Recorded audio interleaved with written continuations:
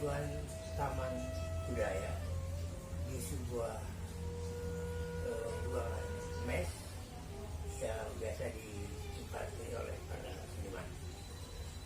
Dan tamu kita sore ini seorang penyair dan pembaca puisi terkenal. Saya singkatnya disebut Zul aja, lengkapnya. Ada yang panggil, boleh panggilan Zul boleh. Terus lengkapnya? Kalau lengkapnya kan namanya Zulfikar singkatnya. Zulfikar, ya. Tapi ditambalkan oleh senior yang lebih di belakangnya. Oh, karena hubungannya dengan kakak. Nah, kakak, karena jadi sebenarnya saya menolak, ini bukan menolak ya, sangat tidak sanggup mengandang itu, bikin itu selalu berat. Tetapi ya kalau kan senior termata itu memaksa tuh harus pakai itu, saya pakailah karena itu berat sekali di belakang itu. Karena kalau udah memakai menyandang nama Kirby di belakang itu, kita kan harus berkarya terus, harus berkreativitas terus. Itulah akhirnya hikmahnya di situ. Tapi lebih berat ke bebannya. Jadi lengkapnya Zulfikar, Kirby. Itu nama lengkap beliau. Dan apa ya kita mau itu soalnya kita bertanya dulu karya-karya beliau berupa puisi, kemudian nanti bagaimana beliau menampilkan puisi dalam bentuk deklamasi atau pembaca puisi. Ya, silakan. Apa saya proses kreatif ya? Iya, proses kreatif. Iyalah, pertama sekali kan sampai ya dari awal kan dari SD lah, itu memang bawaan lahir, bukan bawaan lahir ya. Ada turunan itu darah seni itu dari kakek, dari nenek, dari orang tua sampai masuk ke almarhum Mas Kirby kan, lainnya kan dia menulis. Mas Kirby itu abang kandung? Abang pertama. Abang pertama Dan saya yang terakhir. Saya terakhir. Kami 10 bersaudara. Wah, 10 bersaudara. Awal terakhir. sastrawan, akhir sastrawan. Kata orang sih. Tengah-tengahnya? Tengahnya ada juga aktor, laki-laki juga. Iya. Namanya kalau di Melabu dipanggilnya Yongki.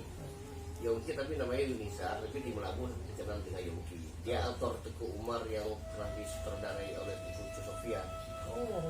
Yongki itu, dan pernah mentas di Medan. Jadi itu penonton pengaruh ketika Teguh Umar ditembak, penonton ikut ngangkat.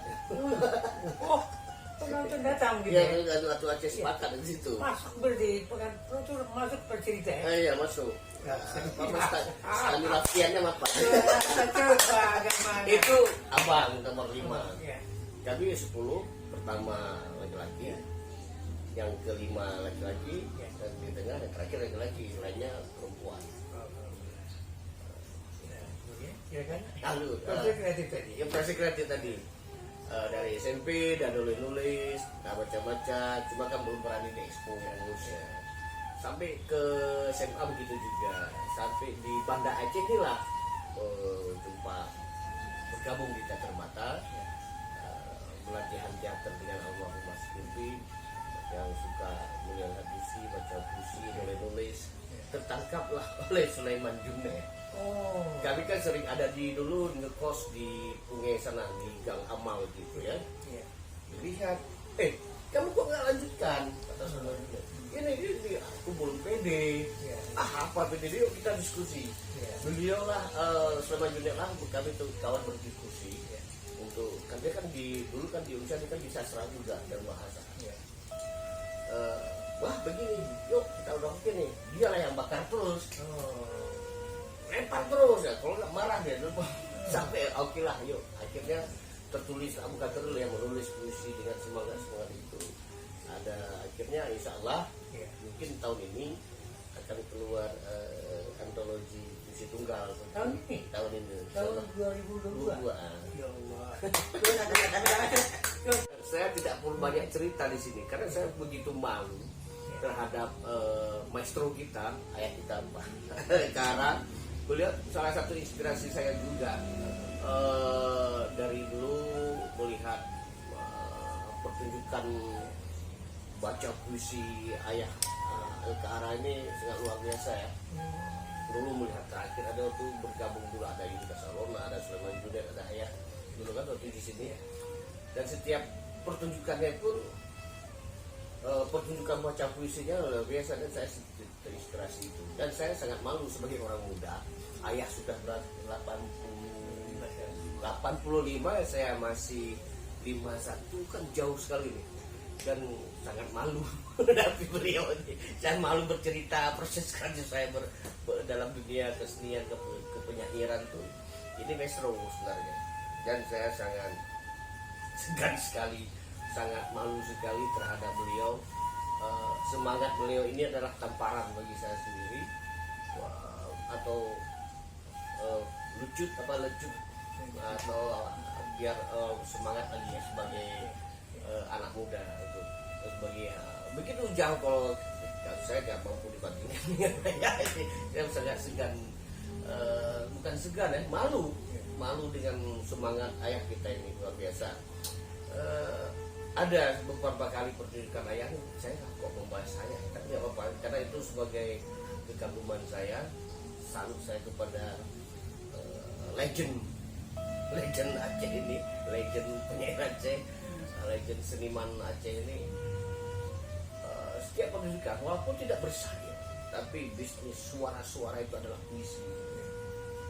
Suara desah, itu adalah puisi yang paling dalam dan tidak dalam kata-kata, tapi dalam desah itu adalah puisi. Nah, itu saya melihat ayah dan saya terinspirasi, dan itu terbaca walaupun mereka tidak mengerti, tapi terbaca dengan desahan ayah itu. Desahan itu adalah puisi yang begitu which gitu. Bagi saya, mungkin bagi orang lain belum melihat itu, tapi saya melihat itu. Selanjutnya ada proses kreatif lagi. Selain belajar, kalau teater betul sungguh-sungguh belajar dengan almarhum Mas Kisi. Beliau sebagai, kalau di keturun dari garis darah itu sebagai abang. Tapi di luar itu di teater saya guru teater, guru menghadapi kehidupan, guru menghadapi orang ramai, guru menghadapi segala tantangan dan rintangan itu. Yang diberikan itu bukan hal-hal yang bahagia, tapi yang senang-senang, tapi ini loh ke depan kamu hadapi. Bagaimana menghadapi ya? Berteater lah. Karena teater itu kata, apalagi diteruskan oleh Mas Gilang, oleh Esrendra, belajar hidup. Sampai sekarang ada dipicu lagi oleh ponaan Supran yang lainnya. Mudah Supran punya ada peluang, yuk kita garap lagi teater mata. Sekarang teater mata membuka rekrutmen bahwa jadinya dari yang mendaftar dari anak SMA sampai orang tua juga mendaftar. Terserah nanti bagaimana. Ada yang bertanya seleksinya apa? Ya seleksi alam aja. Jadi Anda meneruskan teater mata atau buat yang baru? Meneruskan teater mata dari situ bersama ada dukungan dari senior alumni teater mata juga. Sudah ada dua pertunjukan dalam pandemi itu, ada namanya Menunggu Pagi. Oh iya. Ya, kami garap ya tentang pandemi. Ada baru nih tahun ini kemarin tuh judul dalam bentuk Sandiwara Aceh, tapi itu program Sandiwara Aceh. Tapi saya menggarapnya tidak bentuk dalam Sandiwara Aceh atau realis konvensional, tapi lebih ke non realis, lebih ke realis. Judulnya Kapung Wolo. Karya Saya yang kali ini yang membuat karya naskah sendiri dan menyutradari sendiri. dalam bahasa Aceh. Dalam yang Kapung Wolo bahasa Aceh. Kalau Menunggu Pagi itu bahasa Indonesia. mengangkat masalah lokal atau ada itu dikarenakan ada program di Taman Budaya, bahwa di situ ada program namanya Sandiwara Aceh. Kita harus mengangkat dalam bahasa Aceh, bahasa apa saja, pokoknya bahasa Aceh gitu kan. Ada bahasa Gayunya, ada itu bahasa Jamenya, bahasa itu mesra, tapi ada campuran-campurannya sedikit yang sedikit bahasanya sedikit itu untuk mewakili aja. Nah, kembali sebentar ke antologi yang ada akan terbicara.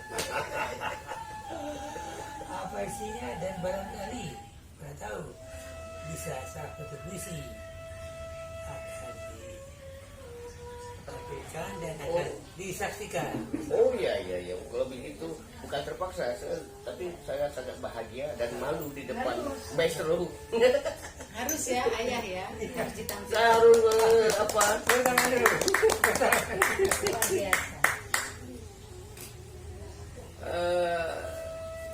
Apa namanya? Jadi Tapi- banyak puisi dan bentuk kertas-kertas Ya. yang Ya. ya sebenarnya sudah jadi. Cuman di perhatian kita yang kosong-kosong. Sudah bisa. Iya, sebenarnya ini bukan disuruh membaca, bukan saya menolak, tapi begitu bahagia membaca puisi di depan maestro. Karena menunjuk saya baca puisi dengan maestro, salah inspirasi saya juga.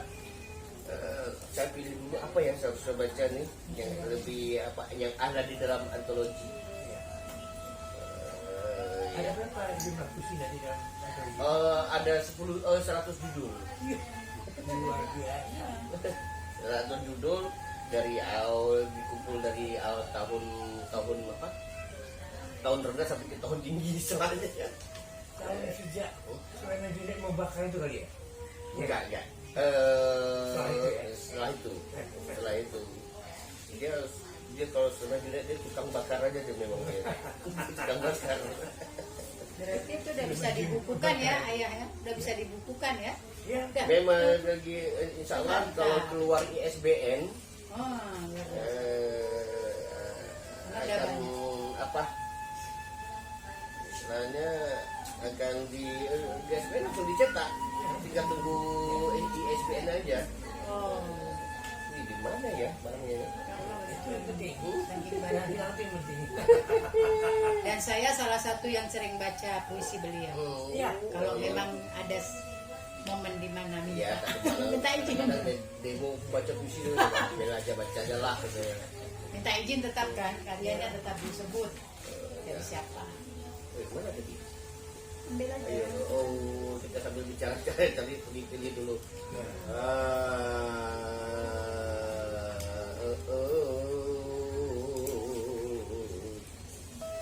Di sini aja lah. Duka Desember aja lah. Ini ada di dalam antologi salah satu puisi ini ya. Duka Desember. Tapi saya sangat bergembira, berbahagia, tapi begitu malu juga baca puisi di depan maestro. Maestro kita yang betul ya satu-satunya tinggal lagi nih yang berusia 85 tahun. Semangatnya tetap semangat beliau lah yang bikin tamparan bagi kita. Masa saya sendiri sebagai yang jauh bahwa beliau masih semangatnya mau diputah gitu. Padahal pun itu harus diciptakan. Saya percaya begitu malah itu lagi masalah kepercayaan. Kita lebih malu lagi. Luar biasa. Saya lebih malu lagi. Luar biasa. Tentang konten ini diikutin. Saya lebih malu lagi dengan beliau lebih Kreatif. lebih giat, lebih luar biasa. Sekarang udah subscribernya sudah 4.000 sekian. Saya baru sekian. Luar biasa. Aduh, tapi dengan segala kebahagiaan, kegembiraan dan dengan segala malu di depan, besok saya mencoba dan masih belajar membaca puisi. Judulnya Duka Desember. Itu terinspirasi tadi ya, Duka Desember itu. Baik, saya mencoba ya. Duka Desember.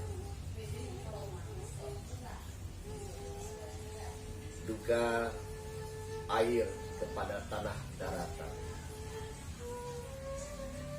Belasan tahun silam di negeri yang sedang bertikai, diguncang skala tinggi, senyap seketika, dipeluk gelombang, luluh lantang.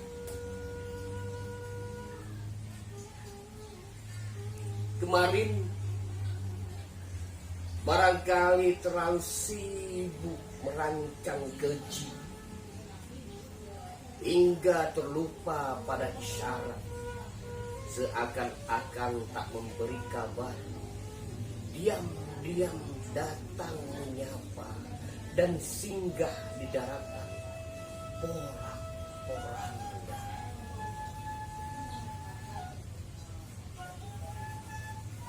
Negeri duka, bela sungkawa bukan penghapus lara.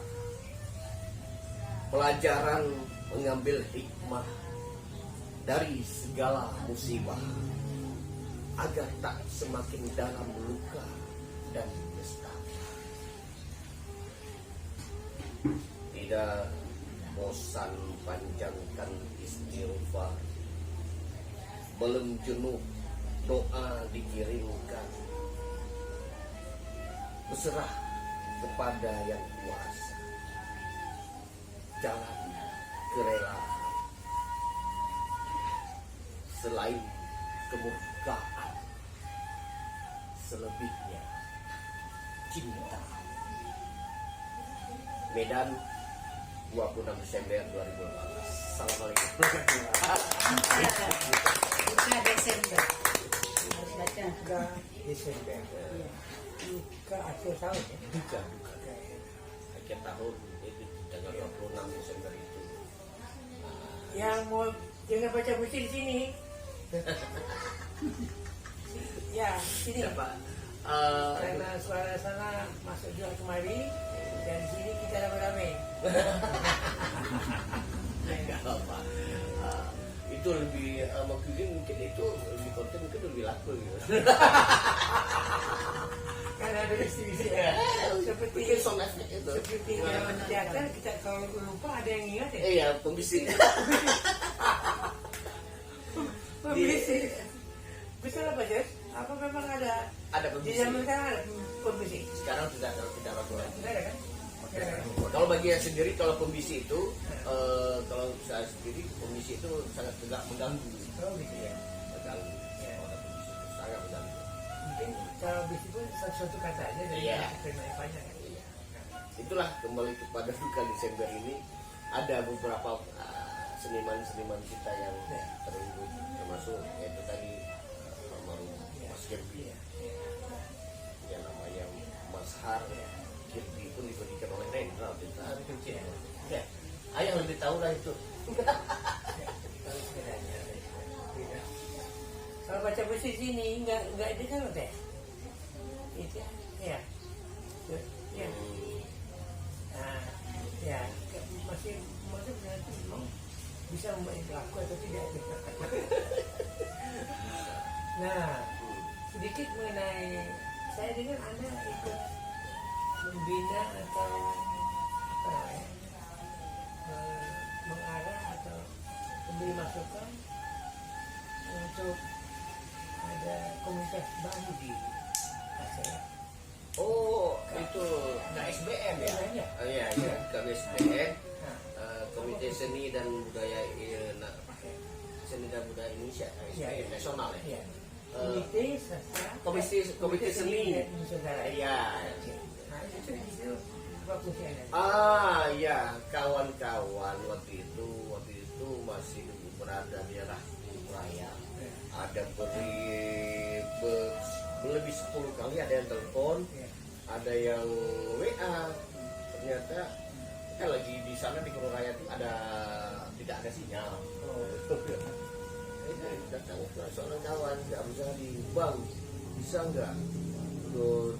Kan kita ada KSBN ini, sudah ada kita terima. Bisa nggak di bidang bahasa gitu? Karena sudah 10 kali telepon tidak terangkat, tidak ada sinyal. Lebih 10 kali telepon. salah satunya karena itu Iya. dia sangat terhormat, saya sangat menghargai itu, dan saya terimalah di bidang KSBN itu di bidang bahasa. Dan KSBN itu saya melihat KSBN itu diketuai oleh kalau di sini Pak Soleman SE ya, yang untuk Aceh, yang untuk nasional Pak Narji Pak Pak Jenderal ya. KSBN adalah salah satu ini sangat positif, dan salah satu membuka salah satu link atau jaringan-jaringan untuk sebuah komunitas yang bisa membuka jaringan dan salah satu ekosistem kesenian, ekosistem seni. Jadi setiap cabang seni yang ada di KSBN itu bisa bersinergi, bisa bekerja sama, dan bisa membuka jaringan kemana saja, karena hidup ekosistem. Karena ekosistem itu salah satunya adalah dinas terkait. Di sini ada dinas dan pariwisata, ada Dikbud, ada UPTD Terma Budaya, ada yang lainnya DPR. Dan semuanya itu kan ekosistem seni sebenarnya. Ada bidang-bidangnya masih. Kalau di DPRA, di DPR itu ada juga komisi berapa itu. Dan swasta dan bilang oke lah, yuk itu ekosistem ini kita bergerak. Mungkin dalam waktu dekat ini KSBN membutuhkan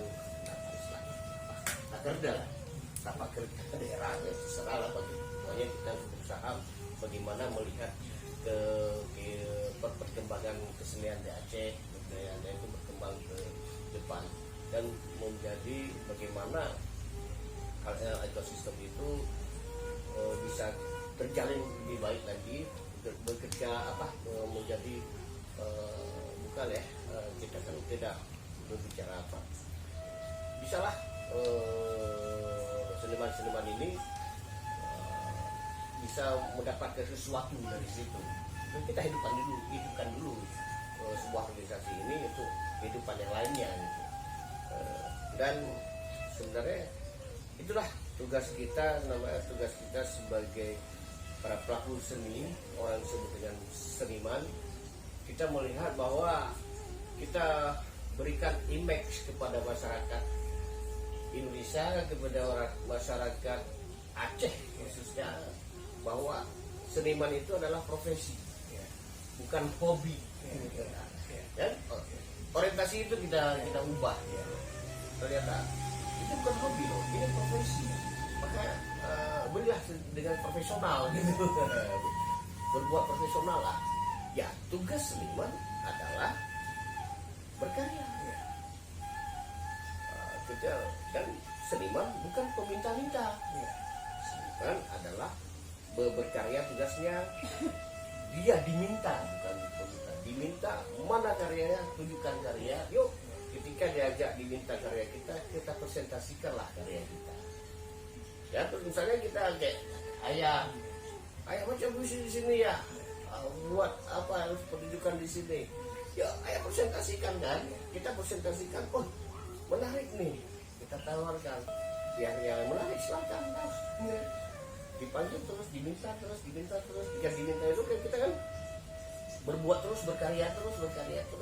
Itu, lihat. Tugas seniman adalah berkarya. Selama beberapa bulan sudah kelihatan apa yang disampaikan oleh KSBN. Ada untuk sementara ini KSBN kan sekarang baru membuat sebuah rapat kerja atau bagaimana KSBN Aceh ke depan. Alhamdulillahnya beruntungnya ketika KSBN ini, di dalam KSBN ini kan adalah banyak kawan-kawan di bidang seni apapun, dari sastra sampai ke ada film, malah ada yang manuskrip, ada teater, dan semuanya itu adalah orang-orang yang kreatif, orang yang aktif, kreatif, yang selalu bergerak di kesenian itu. Tinggal kita satukan saja.